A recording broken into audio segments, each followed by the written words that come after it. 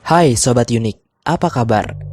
Nah, channel ini kedepannya bakal menyajikan beberapa cerita-cerita horor dari beberapa artikel dan dari beberapa kisah nyata. Dan di video kali ini, kita akan memulai kisah horor bagian 1. Sebelumnya jangan lupa untuk support channel ini dengan cara subscribe dan share juga ya.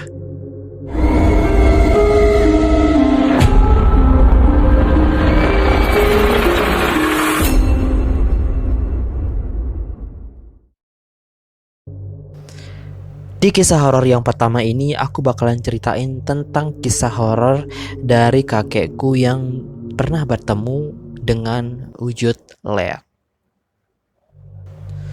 Di ceritaku ini memang bukan aku yang mengalami kejadian horor, tapi kali ini aku mengisahkan cerita horor dari almarhum kakekku yang pernah diceritakan kepadaku pada usia 11 tahun. Kakekku pernah menjadi saksi bagaimana perwujudan leak itu yang sebenarnya. Karena aku tinggal di Bali, jadi leak merupakan makhluk yang sudah tidak asing lagi bagi warga Bali dan di sekitaran desaku. Tapi jujur, leak merupakan makhluk dari ilmu sihir yang paling menyeramkan.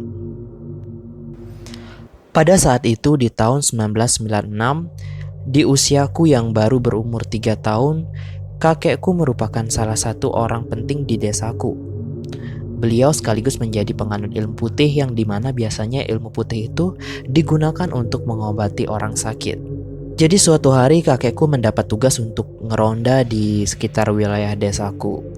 Dan pada saat itu bertepatan juga dengan hari Kajeng Kliwon yang dimana kalau kalian tahu itu adalah hari yang sangat-sangat menyeramkan dan merupakan menjadi hari bangkitnya beberapa ajaran ilmu hitam. Saat itu pukul 11.30 malam, kakekku bergegas untuk mengelilingi wilayah desa. Nah, sebelum kakekku ngeronda, biasanya beliau selalu membawa jimat yang ia dapatkan dari temannya yang berasal dari dimensi lain. Bisa disebut dengan gamang.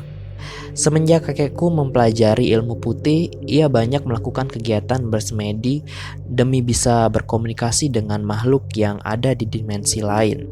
Tepat pukul 12.00 malam, ketika pada saat itu kakekku baru mulai setengah perjalanan untuk mengelilingi semua wilayah desa, ia melewati salah satu kebun pisang milik warga setempat. Nah, kakekku mencurigai ada asap putih yang keluar dari tengah kebun pisang itu. Kebun pisang itu terbilang cukup luas dan juga lebat. Insting kakekku itu terhadap black magic memang sangat kuat. Dan tanpa rasa takut, kakekku langsung menelusuri sumber dari asap putih tersebut. Dengan perlahan, tak jauh dari sumber asap itu terdengar suara ketawa yang amat-amat sangat menyeramkan, disertai dengan beberapa mantra yang tidak begitu jelasnya didengarnya. Kakekku dengan hati-hati berjalan menuju sumber suara dan asap itu. Dan benar saja, dari balik pohon pisang itu beberapa meter di depannya, kakekku melihat aktivitas ngereh. Nah, kalau kalian tahu, aktivitas ngereh itu merupakan kegiatan atau upacara bagi penganut ilmu leak sebelum dirinya menjadi perwujudan leak itu. Nah, kakekku melihat beberapa sesajen dan juga beberapa darah hewan. Pada saat itu kakekku melihat wanita tua yang melakukan aktivitas ngereh tersebut. Nah, wanita tua itu dilihatnya beberapa kali mengangkat kaki serta menari dengan selembar kain kafan yang sudah tertuliskan mantra. Tak selang beberapa lama, dilihatnya perubahan yang terjadi pada wanita tua itu. Dimulai dari kukunya yang seketika memanjang, lidahnya yang semakin menjulur memanjang dengan sendirinya, dan serta gigi-giginya yang makin memanjang layaknya babi hutan. Dan yang paling menyeramkan, kakekku melihat mata wanita tua itu berwarna merah dan melotot seperti bola matanya itu seolah keluar. Kakekku mengatakan bahwa ilmu leak yang perempuan itu pelajari merupakan ilmu leak yang sudah tinggi, sehingga dia berubah wujud seperti Rangde yang merupakan salah satu dari wujud leak tingkat tinggi. Mungkin kalau aku yang ada di posisi kakekku sudah lemas melihat kejadian seperti itu. Nah, pada saat itu kakekku nggak berdiam diri. Dengan keberanian dan jimat yang beliau bawa, ia menghampiri wanita tua itu yang dimana wanita tua itu hampir sudah sempurna perwujudannya menjadi leak. Dengan bergegas, kakekku mengambil beberapa sesajen yang wanita tua itu letakkan di tanah. Dan kakekku langsung saja mengeluarkan jimat miliknya dan memperlihatkannya ke wajah wanita tua yang seram itu. Sontak, wanita tua itu berteriak dan seperti merasa kepanasan. Akhirnya wanita tua itu tergeletak dengan posisi terungkup dan berteriak-teriak kesakitan.